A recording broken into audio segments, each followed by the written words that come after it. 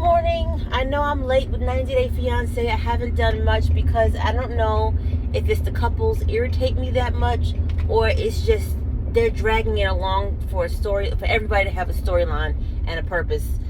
So I'm gonna go through Victor. I'm gonna start with Victor and Ellie. So we know that Victor, black guy from the islands, and Ellie is a white girl from the suburbs, and it's like a mismatch. Her story was heartbreaking, how she lost her ex-husband, widow. She's a widow now, and then she met Victor, and she feels like he's the love of her life. She's gonna quit her job, her own business actually, and leave it to one of her, I guess, co-workers, now friends, and then she's gonna move to Providencia. Fine, you do what you do, that's your business or whatever. And all her friends have hesitation because apparently he has history that does not equate to, like most of them, cheating, and just doesn't seem like he's the right person for her. So she has a pizza shop, and it's a cute little shop, and I guess that money has been funding their lifestyle, or Victor's lifestyle I should say, over in Providencia, and all her friends are upset about it because she's giving, and he's taking, and he's not working, but he is trying to build their home in Providencia that she's going to move over and stay at. I'm assuming when she gets over there, or if she gets over there, that she would kind of have a business similar to what she had in the States, and just make less money and just do what she loves and have income, because Victor is not working. Victor seems like a nice guy. He cheated on her with somebody else, and the girl sent screenshots, so there's proof, so we know he did cheat. He admitted to cheating. He said he's sorry, he apologized, yada yada boom cat. And the friends know about it. And I feel like sometimes when you have friends and you tell them the bad things, that's all they ever are gonna know. So I feel like Ellie told them the bad things, so that's all they ever keep bringing back up to her is, oh well, he cheated, oh well, he this. But she doesn't say the good things, to say, oh, you know what, he did this one time, but before that he's been doing X, Y, and Z. They have none of that to go off of, so all they know is Victor's bad.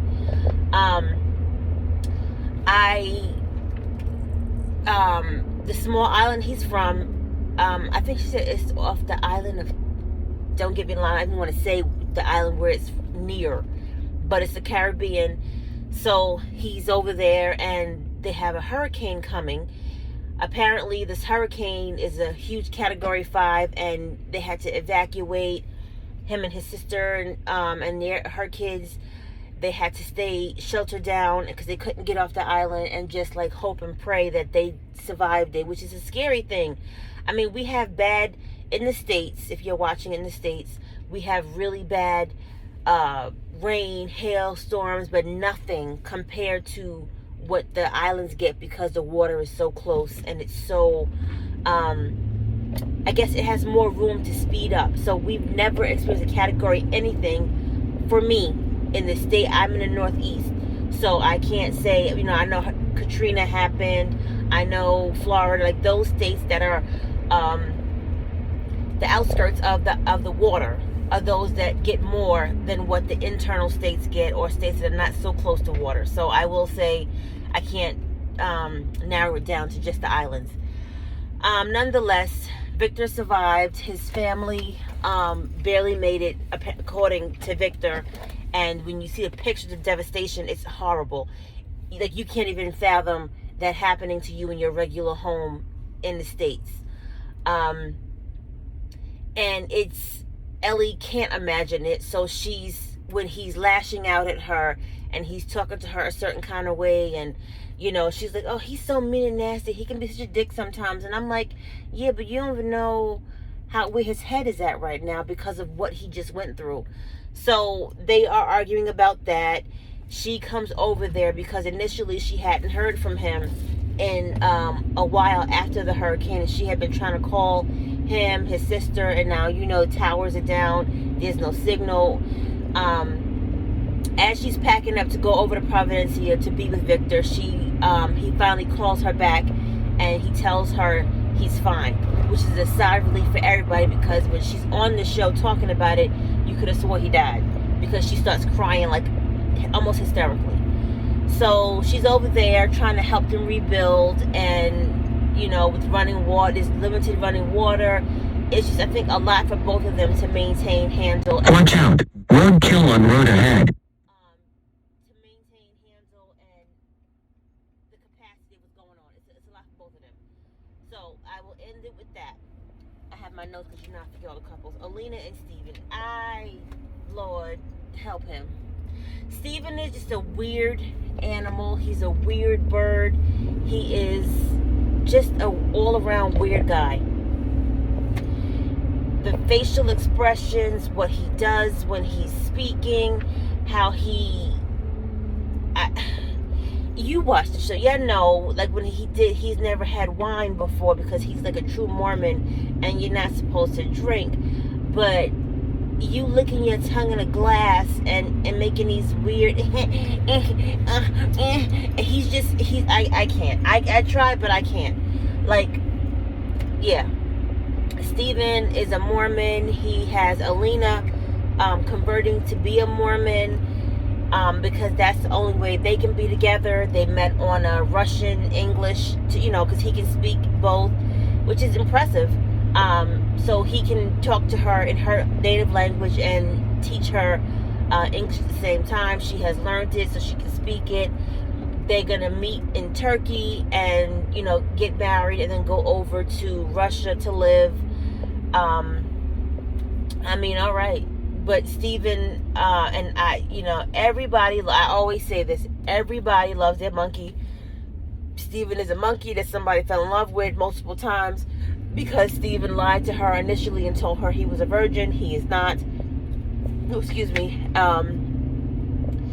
And she's 20, I think she is 21, and he's like 23, so they're not that far apart in age. But yeah, he's apparently a ladies' man on the internet. So I'm like, what pictures y'all saw? Again, everybody loves who they love. Somebody loved me, and I could be, not attractive to a lot of other people. So whatever.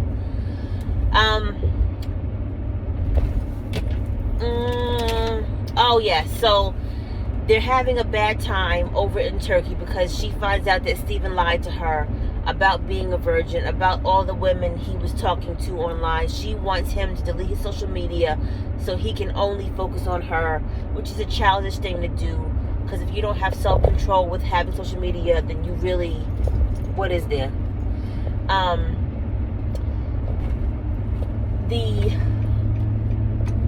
Alina, childish again, set Steven up she had one of her friends, Masha. Masha was supposed to be another girl, and she went on the same website she met Steven on, and she catfished him just to see if he would take the bait. He took the bait, but according to him, he's just being friendly.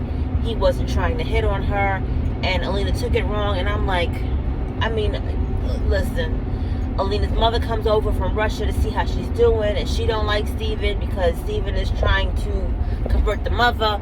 And with certain religions, they are hardcore. They push their religion on you in a way that almost turns you off, because you're like, if I want to, I will. If I don't, I won't. Like, you can talk about the Mormon and Latter-day Saints and, Jehovah's Witness, but you don't have to beat it into me to make me convert. Enough with them. The next one is Ariella and Biniam. So, Avi, the little baby, he's so cute. He needed surgery he had a hernia. He needed surgery to get it fixed. And a hernia is when you, I guess, laugh or cry. Your intestines basically is coming out, instead of staying aligned with your stomach. So it's making a little bump in his belly button.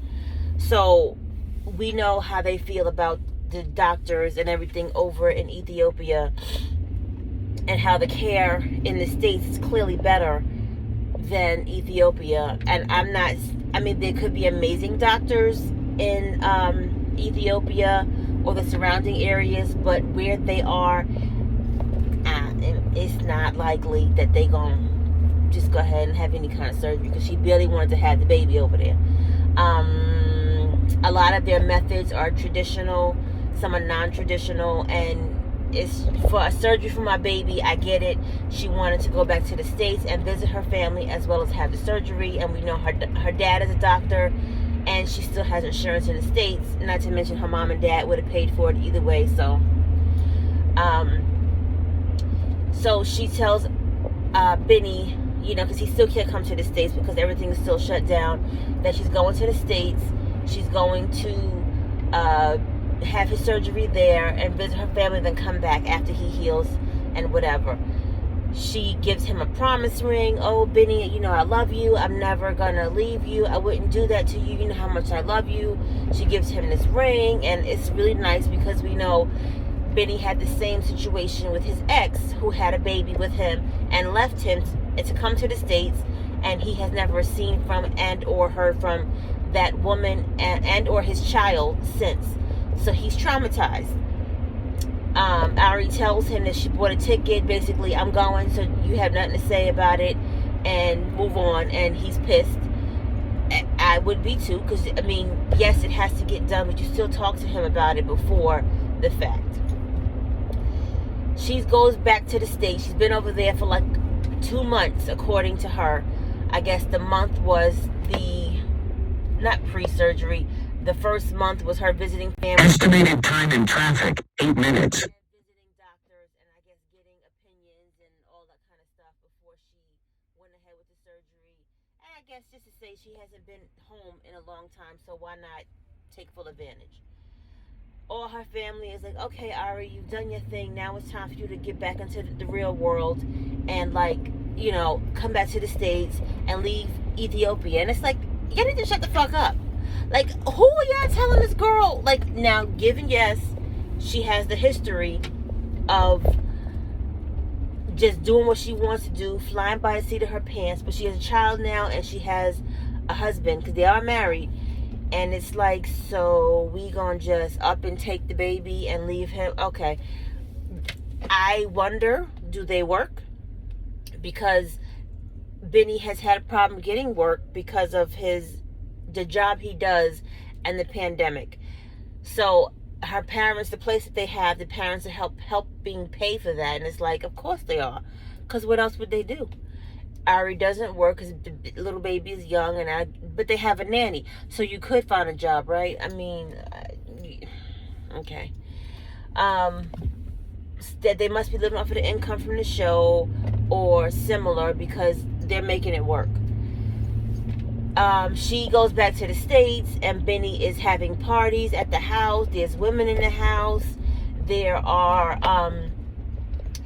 pictures floating around that people are sending to her that he's like living it up, and she's miserable because he's not answering the phone, he's not doing this, he's not doing that. And I'm like, you not there, the baby's not there, he gonna Tootsie Roll. Yes, he still should have stayed in contact with her, but at the same time, he's lonely. He said he has nothing to do, so his friends come by, they have music and they have parties and drinking and dancing and having a good time in their house that he couldn't do when you were there. I don't know the extent, because the show doesn't go into detail. They didn't show any of the pictures that Ariella saw, so you can leave it up to your own interpretation. Apparently he doesn't call her enough, and she's upset. And then his trick ass sister, Wish, who didn't like Ari, is calling her, telling her that Benny has women over, that Benny is doing this and Benny's doing that. And I'm like, why are you telling on your brother? I thought you didn't like her. You like him, don't you? They get into it. She tells him, we're going to leave you and we're going to stay in the States if you don't do what you're supposed to do, basically, and do what I want you to do.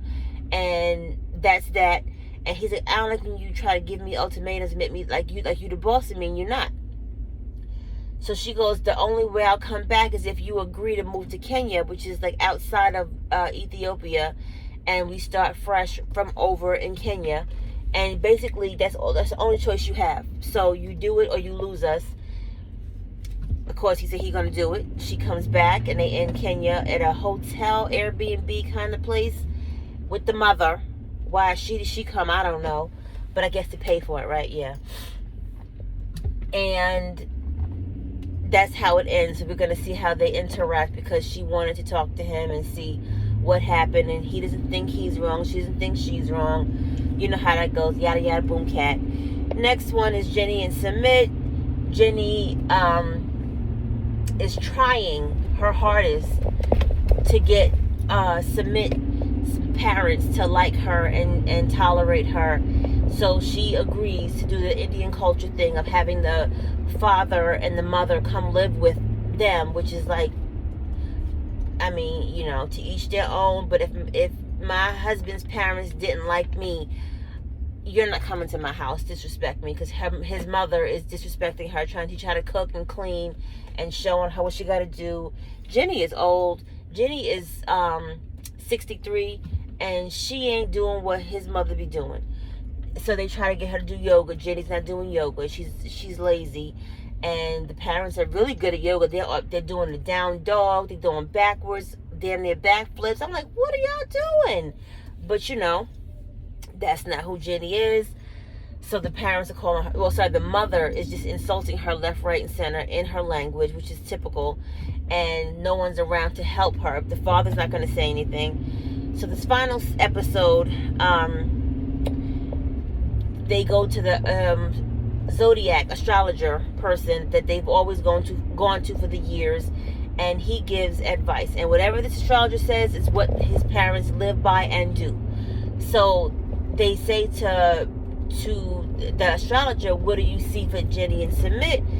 And the mother's like really happy because she thinks it's going to work out in her favor. Astrologer was like, no, you need to take care of your husband, and her take care of him. Mind your business, stay in your household, get out of their house. Basically tells her, get the fuck on with the bullshit and just stop. And the mother starts crying because she realizes he's right. Mind your goddamn business, lady. And she's shocked to hear it. She's very shocked to hear what he has to say.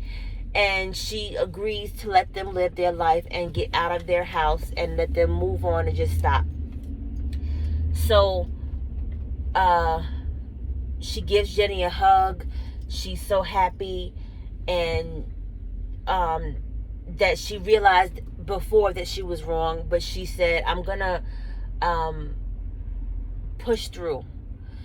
And then Jenny's happy and she starts crying. And it's really a not heartbreaking, it's a joyful moment, and tears are warranted because they've been fighting this fight for so long to get their blessing, and they got it, kinda, because they asked about the wedding and the marriage, and she was like, we'll see. Now y'all need to take baby steps. She just said she accepted y'all relationship. She ain't say about that next step. And finally, Kenny and Armando, my favorite. Kenny's homesick. They're planning the wedding. All Kenny asked for was a sunset wedding, but apparently in Mexico with the pandemic, weddings go for 6, 7, 8 hours. Kenny was unaware of that, and they couldn't do the ceremony at sunset because that would have them having the reception well into 1, 2 o'clock in the morning. And with the pandemic, they had to shut shit down at midnight, so everything has to start way earlier than they anticipated. And Kenny's not happy because he's like, I asked for one thing out of this whole wedding and I can't get that.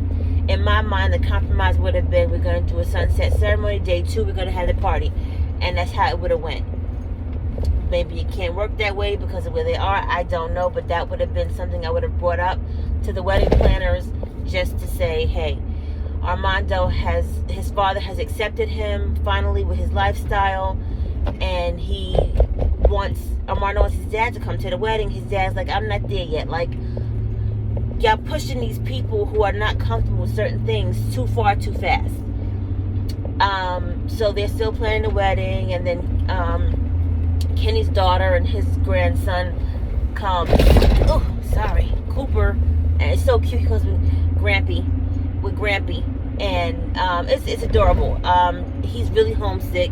He misses his family, and they came to say hi before the wedding and just be with them up until the wedding, which was cute. And Hannah and his grandson are speaking, having fun, and getting along and playing. So it was cute. And right before the wedding, maybe the day before, Armando called his dad again just to say, "Dad, are you gonna come?" And he called his mother, and his mother said, "Yeah, he's gonna come. He's in the car." So he was really, really happy about that. So now he's fully accepted by his dad, and he really has a better relationship with him because of it. So that is 90 Day Fiancé, the whole season. Like, comment, and subscribe.